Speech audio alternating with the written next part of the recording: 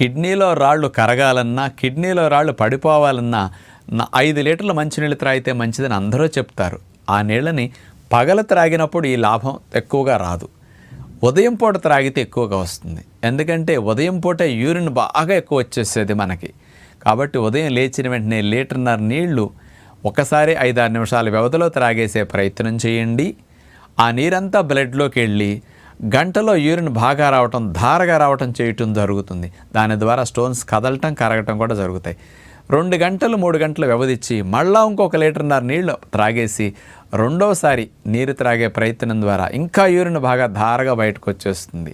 కాబట్టి ఉదయం పూట లేచిన దగ్గర నుంచి 8-9 వరకు 3 లీటర్ల నీటిని ఇట్లా 2 సార్లుగా త్రాగటం వల్ల కిడ్నీలో స్టోన్స్ కదులుతాయి. కిడ్నీలో స్టోన్స్ చిన్నవైతే పడిపోతాయి కూడా.